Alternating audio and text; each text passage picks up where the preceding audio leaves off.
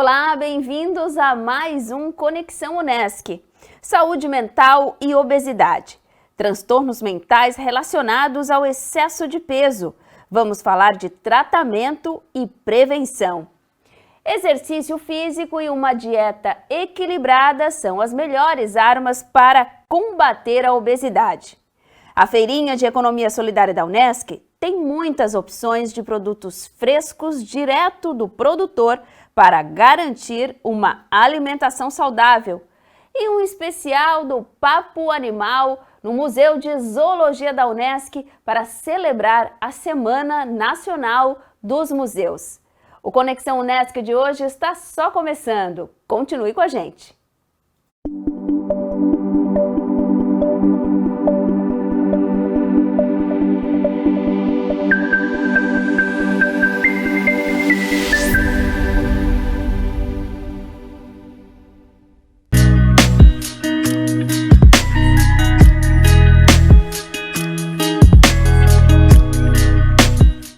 Brasil, entre 2003 e 2019, a proporção de obesos na população acima de 20 anos de idade mais que dobrou. Esses dados foram levantados na última pesquisa nacional de saúde feita pelo IBGE. A população passou de 12,2% para 26,8%. E na trilha desse aumento na taxa de obesidade, também crescem os transtornos associados a ela. Nós vamos conversar com a médica psiquiatra Kellen Sequinel Reco, que também é professora da Unesc. Professora, muito obrigada por ter aceitado o nosso convite, seja muito bem-vinda. E qual é a relação entre a obesidade e os transtornos psiquiátricos? Olá, obrigada pelo convite também. Bom, os estudos já mostram há bastante tempo, e a gente acompanha isso na clínica diária, uma real associação entre a obesidade e os transtornos psiquiátricos, principalmente numa linha de duas vias, vamos pensar assim, né? Tanto a obesidade, ela está associada a aumento nos casos de transtorno de humor e transtornos de ansiedade, principalmente, quanto também os transtornos psiquiátricos acabam tendo uma associação maior com a obesidade. Essa obesidade, ela também pode ser causada, de repente, por um transtorno já pré-existente? Com relação aos transtornos psiquiátricos, o que mais a gente vê, o paciente com um transtorno psiquiátrico, tanto um ansioso ou principalmente o deprimido, eles são pacientes que têm um pouco mais de dificuldade de motivação, por exemplo, para fazer uma atividade física, para se manter no peso adequado, tem menos motivação para seguir uma dieta, para ir a um médico, procurar ajuda para o tratamento da sua obesidade. E também eles estão mais vulneráveis à obesidade por causa do próprio tratamento farmacológico que pode levar ao ganho de peso. A gente tem observado também crescimento aqui se fala na população acima de 20 anos de idade, mas a gente observa também esse crescimento de obesidade na infância, na adolescência. Quando é que se deve acender esse sinal de alerta?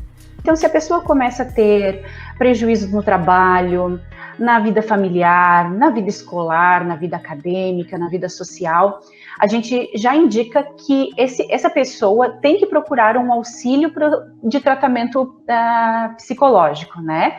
E, obviamente, na parte clínica geral, a obesidade tem que ser acompanhada pelo seu médico da família, se é uma criança, pelo pediatra. E aí, a partir dos parâmetros que tiverem alterados, significa que tem que procurar ajuda. Vocês observaram, né? Vocês especialistas observaram que nesse período de pandemia, né? Essa situação em relação à obesidade aumentou também e também em relação aos transtornos psiquiátricos? Então a gente percebeu que assim, os transtornos de ansiedade, os transtornos de humor, os pensamentos de suicídio, isso vieram aumentando constantemente no decorrer da pandemia. Muito disso se deve ao medo da doença, né? O estar com amigos, com a família, as atividades de lazer, elas são extremamente importantes para a prevenção de transtornos psiquiátricos. Então, o isolamento social, esse distanciamento, fez com que as pessoas desenvolvessem mais quadros de ansiedade e depressão. Como cuidar, né, da nossa saúde mental nesse período? Quão importante é evitar, né, os transtornos mentais, ter qualidade de vida. E aí vem aquela regra básica, né, que os médicos sempre falam, um equilíbrio, né, uma alimentação balanceada, equilibrada. A atividade física sempre foi fundamental para todas as doenças médicas em geral, e aí entram também as psiquiátricas. É uma boa forma de se evitar e de, quando se tem, também tratar essas doenças. E outras questões relacionadas à qualidade de vida. Então, ter um bom convívio familiar, ter um bom convívio com amigos, ter atividades de lazer, atividades religiosas, coisas que lhe fazem bem.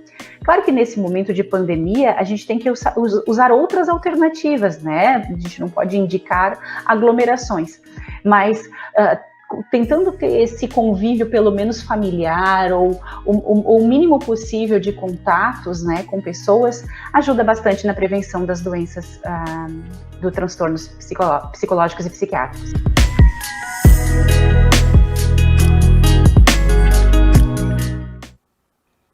Encerram nesta quinta-feira, dia 20 de maio, as inscrições para o projeto Rede Ler. Iniciativa faz parte dos projetos do programa Território Paulo Freire I, direcionado aos professores das escolas do bairro Santa Luzia, aqui de Criciúma. Todas as atividades são online e têm como objetivo a ampliação do repertório cultural e a formação crítica de professores por meio da literatura e de leituras e discussões de textos literários. Os encontros serão uma vez por mês, de maio a novembro de 2021, sempre nas quintas-feiras, das 18 às 19 horas. Atenção, porque as vagas são limitadas e os professores interessados em participar deste projeto devem solicitar o formulário de inscrição pelo e-mail, que está aí na sua tela, redeler@unesc.net, com nome completo, e-mail e telefone. Os encontros iniciam no dia 27 de maio. E agora nós vamos conhecer mais um projeto de extensão aqui da nossa universidade, a Feirinha de Economia Solidária da Unesc.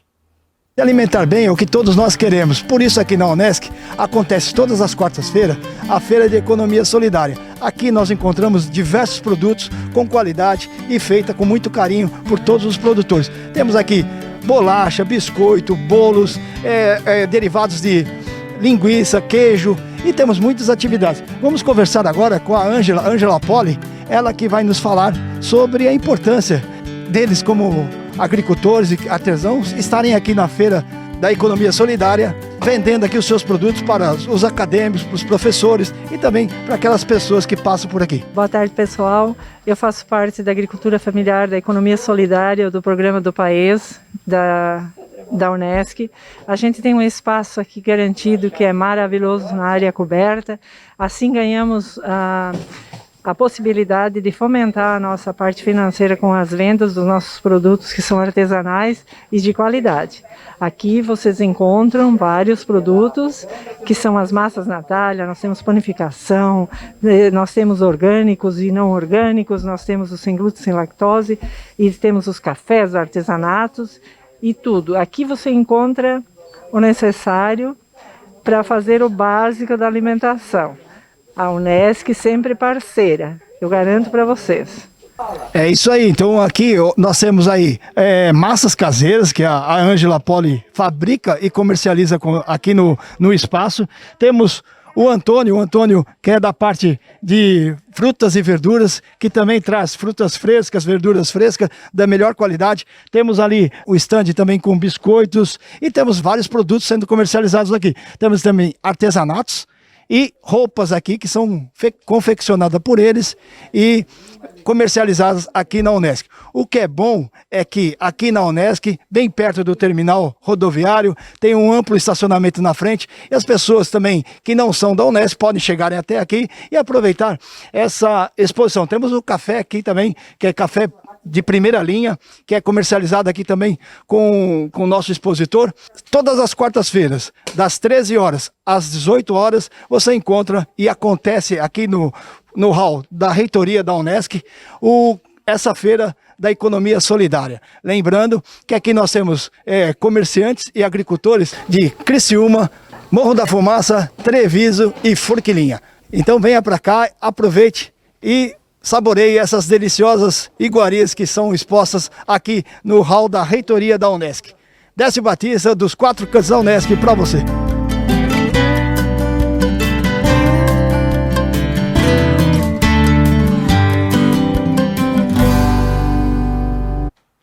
Muitas delícias e muitas coisas boas aí feitas pelos produtores da nossa região. Lembrando então que a Feirinha de Economia Solidária acontece toda quarta-feira a partir do meio-dia aqui na nossa universidade.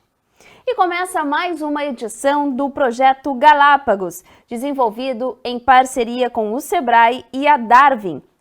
Além de auxiliar os participantes na estruturação de cada um dos 10 projetos selecionados, o programa conecta os selecionados com outras 6 propostas já incubadas na ITEC IN, proporcionando contatos e socialização de vivências. Os aprovados no edital de inovação da Unesc iniciaram suas trajetórias na incubadora tecnológica de ideias e negócios, a ITEC da universidade. Logo na primeira experiência, uma oportunidade única, participar do programa Galápagos, uma aceleração de 4 semanas ministrada pela Darwin Startups. Acreditamos que esses projetos eles terão um impacto significativo no desenvolvimento regional. Acreditamos que as ideias aqui apresentadas, todas as construções que serão produzidas ao longo da jornada, elas produzirão, não somente para o empreendedor que está nesse processo de construção do projeto, uma transformação e ressignificação do seu ideário, mas também a contribuição ao final deste para a distribuição de emprego e renda e também na agregação de valor aos produtos, aos serviços, aos negócios que serão lançados e incubados na nossa incubadora tecnológica para incorporar na economia regional.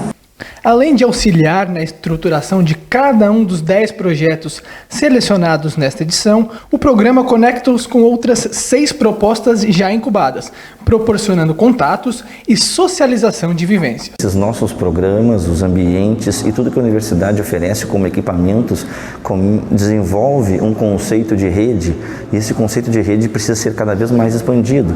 Quando a gente conhece todos os parceiros que estão dentro do ecossistema, consegue conectar parceiros que inclusive competem, ou seja, estão competindo e cooperando ao mesmo tempo em áreas que são segmentos de indústria que podem trazer resultado para ambas as propostas, ambas as startups que vêm desenvolvendo e tendo entregas dos seus serviços, dos seus produtos.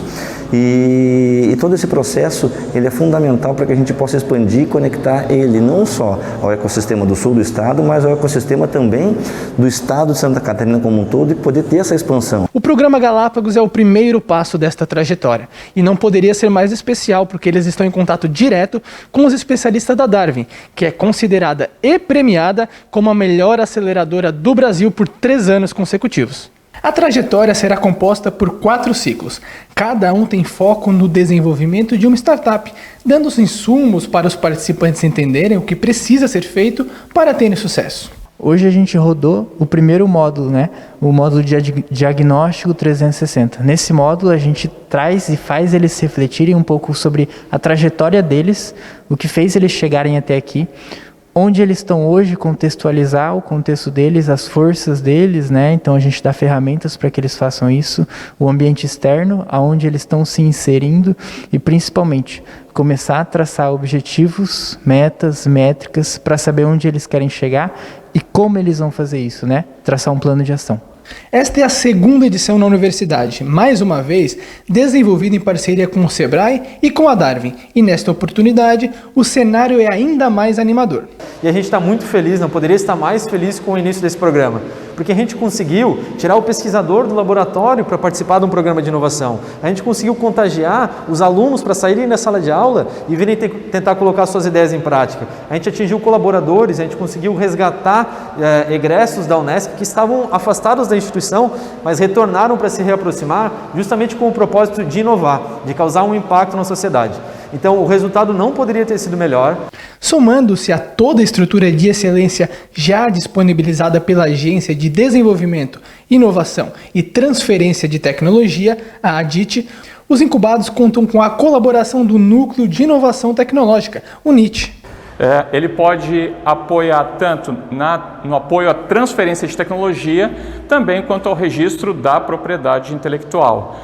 E também, no caso das empresas, as suas marcas podem ser registradas, então a gente tem um serviço de apoio ao registro de marcas e das empresas, enfim, para que elas possam no mercado ser reconhecidas e, enfim, ter o seu valor.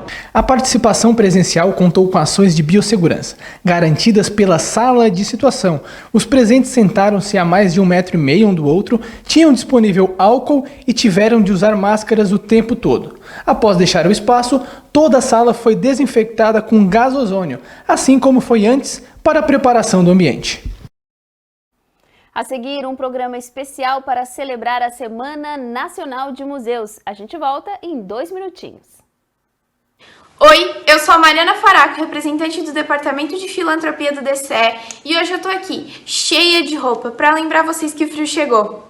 Mas o frio chegou para todo mundo, até para quem não tem uma peça de roupa quentinha para usar. Foi pensando nisso que o DCE lançou a campanha do agasalho, que vai durar até dia 28 de maio e vai estar recolhendo nos pontos de coleta fora e dentro da universidade aquela roupa que a gente tem no armário que não usa mais. Os nossos pontos são, fora da universidade, o Posto Ipiranga, perto do Seu Bragança, o Senai e a Small Glass. E a gente vai estar destinando essas roupas para quem realmente precisa, que é a Aldeia Tecoá Marangatu, a Casa de Passagem Vida Livre e outros bairros que estão vindo conversar com a gente e mostrando essa necessidade. Contamos com vocês, contamos com a doação de pelo menos uma peça de roupa para fazer o inverno das pessoas mais quentinho. A vida profissional nos traz novos desafios a cada dia. Avance na sua carreira com a pós da Unesc. Mais de 50 opções de cursos com conceito máximo no MEC. Desenvolva suas habilidades, aumente seu network, participe de aulas dinâmicas com professores de alto nível e potencialize sua atuação profissional. Faça a pós-graduação Unesc, onde o futuro profissional é feito de propósito. Chama no WhatsApp 99915-0433. Você está na Unesc. Você entrou para a universidade. E o período da universidade é uma das melhores fases da vida. É quando conhecemos muita gente, começamos a construir nossa trajetória profissional, descobrimos novos propósitos. A gente cresce tanto que quase nem cabe mais dentro de si. A gente quer intensidade, quer ser feliz, quer abraçar, beijar, festejar. Mas de repente o mundo para. Vivemos uma pandemia e sabemos como é difícil se distanciar no momento em que a gente mais quer se aproximar. A gente quer aglomerar, quer fazer selfie com a turma toda, mas não dá. O momento exige que a gente não haja por impulso e pense 2 vezes antes de colocar em risco quem a gente ama e nós mesmos. A universidade é o lugar da ciência por excelência, no sentido mais amplo, de ter conhecimento e de acreditar no trabalho científico. A gente acredita que falta muito pouco para tudo isso acabar, mas precisamos mais do que nunca da sua participação, para que possamos continuar estudando, pesquisando e ajudando a transformar o mundo. Por isso, é tão importante usar máscara, manter o distanciamento e lavar as mãos. Nosso campus está preparado para oferecer o máximo de segurança para você continuar estudando. E com cada um fazendo a sua parte, vamos superar tudo isso mais rápido, para você viver as experiências mais incríveis na nossa universidade. Bem-vindos ao time da nossa universidade. Unesc, uma universidade de realizações.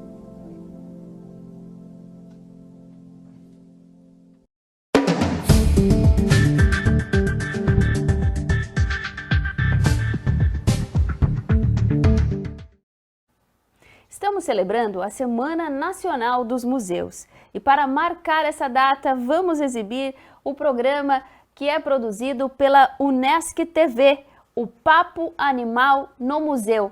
produzido em parceria com o Museu de Zoologia, professora Morgana Sirimbelli Gaidzinski.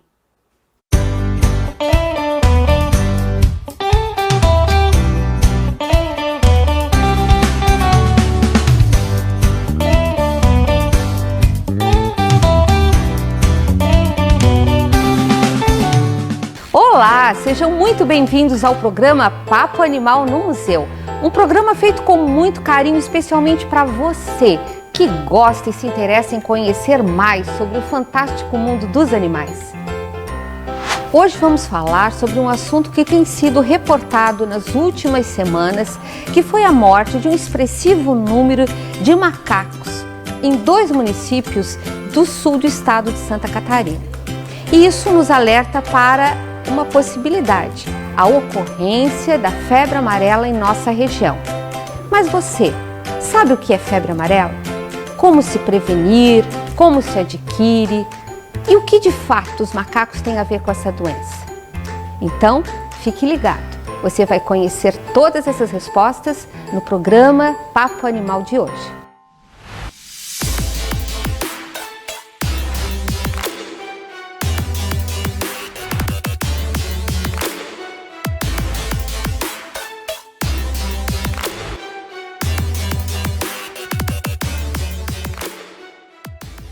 E quem vai dar essas respostas para nós é o biólogo e professor da Unesc, Tiago Moretti, um especialista em doenças causadas por animais, as zoonoses e também por vetores.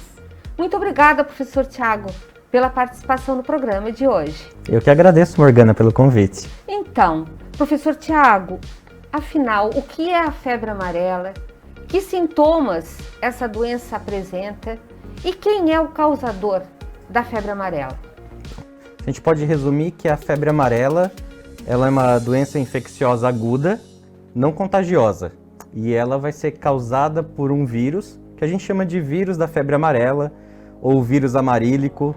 E aí quando você tem esses sintomas, né, da infecção, aí vem principalmente febre amarela, vem a icterícia, vem o quadro febril, e aí você tem as complicações, que aí são as lesões hepáticas, são as lesões renais, que podem levar aí desde o início dos sintomas, né, até o fim do estágio. Ele pode ser muito rápido, em 7 dias. Em uma semana você já tem um paciente com óbito. E qual a relação dos macacos com a transmissão da febre amarela nos humanos? A gente tem que sempre pensar que a febre amarela, ela tem 2 ciclos, o ciclo urbano e o ciclo silvestre. O ciclo urbano a gente não tem casos no Brasil desde a década de 40. O ciclo silvestre, que é o mais comum, nós temos aí sim, né, a relação dos macacos. Então o macaco, ele sofre tanto quanto nós humanos de febre amarela. Você vai ter os sintomas quase os mesmos. Você vai ter o quadro febril, você vai ter a icterícia, né, aquele amarelamento da pele, você vai ter apatia e você também vai ter as lesões no fígado, né, e no rins. Então ele sofre tanto quanto nós. Esse ciclo silvestre, você tem 2 mosquitos lá com ele. Você tem o mosquito do gênero Haemagogos e você tem o mosquito do gênero Sabetes. Então quando um mosquito, né, carregando esse vírus, ele pica esse primata não humano, esse primata não humano então desenvolve esses sintomas. E aí o que acontece? O ser humano, quando ele vai fazer, né, uma expedição na mata, vai numa cachoeira, ele é o quê? Picado acidentalmente por esses mosquitos, porque um mosquito contendo o vírus pica um primata não humano, e aí esse primata não humano é hospedeiro agora do vírus da febre amarela, e outros mosquitos picam esse, adquirem o vírus novamente, e aí passam para o ser humano. Todos os macacos são suscetíveis a essa doença? Existe uma espécie com mais resistência ou não? Nossa, excelente pergunta. Quando a gente está em campo e também pelos trabalhos da literatura, a gente vê uma diferença, né? Um grau de resistência diferente entre as espécies. Então, por exemplo, em campo, quando a gente visualiza essas mortes dos primatas, nós encontramos bastante o bugio. Então, o bugio, quando ele adquire a doença, ele tem uma alta probabilidade de essa doença levar ele ao óbito. Da mesma forma, estudos das Fiocruz dizem que os saguis também são pouco resistentes. Diferente, por exemplo, do macaco prego. O macaco prego, pelos estudos da Fiocruz, ele mostra uma alta resistência. Então ele pode até adquirir a doença, mas essa doença não leva ele com uma facilidade ao óbito, como leva no bugio e como leva no issaguês. Então, no caso que foi encontrados nesses municípios animais mortos, macacos mortos, a primeira coisa, foi febre amarela? Como saber? A gente tem que pensar também primeiro, não é toda morte de primata não humano que é febre amarela, né? Então você tem aí várias causas. Mas quando é detectado um macaco morto, é acionado a vigilância epidemiológica do município, né? Essa vigilância epidemiológica tem um fluxo, chama a vigilância epidemiológica do estado. E se consegue fazer a coleta em tempo hábil, ali 24 horas, 36 horas, né? Depois ali da morte, se consegue fazer uma autópsia, e aí nessa autópsia se consegue tirar as vísceras e enviar para análise. Então vejo que é um tempo muito pequeno da morte para você mandar uma amostra viável para o laboratório. Então tem várias mortes que a gente não vai saber se foi febre amarela ou não, por causa desse curto estágio de tempo. Em São Martinho, ok? E Santa Rosa de Lima, nós tivemos casos, e aí confirmados, que a morte foi por febre amarela. Então foi levado para o laboratório, e o laboratório emitiu o laudo, sim, né, foi encontrado o vírus da febre amarela nas amostras enviadas. E todas as outras mortes da região, né, São Ludgero, Braço do Norte, foram coletadas amostras e ainda estão em análise, porque a gente está em tempo de pandemia, né, então o laboratório está fazendo muitas amostras de, né, coronavírus, resultados, laudos do coronavírus, então essas amostras estão aí numa fila de processamento. E o que a população deve fazer ao encontrar um animal morto, professor Tiago? A população, primeiro de tudo, né, importante, ao encontrar um macaco com apatia, né, ele parecendo doente, ou ele mesmo morto, primeira coisa, não tocar no macaco, né? Você tem que se dirigir à Secretaria Municipal de Saúde por telefone, ou à unidade de saúde do bairro, porque já existe todo um protocolo para ser acionada a Vigilância Epidemiológica Estadual, e aí eles vão até o local, verificam a possibilidade de fazer a coleta, e aí vão seguir todo o processo para o envio da amostra. Então a população ela vai ser a nossa auxiliadora nesse aviso dos macacos que estão ali na região. Da mesma forma como os macacos são os nossos sentinelas, né? Eles nos avisam que tem a febre amarela na região, a população vai nos ajudar para a gente chegar o mais rápido, né, a esses macacos doentes ou mortos. E sempre lembrando a população, a única forma de prevenção é a vacina está disponível nas unidades de saúde, então faça a sua prevenção. Muito obrigada, professor Tiago, pelas importantes informações. Obrigado. Então agora você já sabe, a febre amarela é uma doença causada por vírus. O macaco não é o responsável pela transmissão da doença, e sim o mosquito. Os macacos são tão vítimas da doença quanto nós. Então, gostou do nosso Papo Animal de hoje? Então fica aguardando, estamos preparando muito mais para você. Interaja em nossas redes sociais, deixe o seu comentário, a sua opinião é muito importante para nós. E até o nosso próximo Papo Animal no Museu.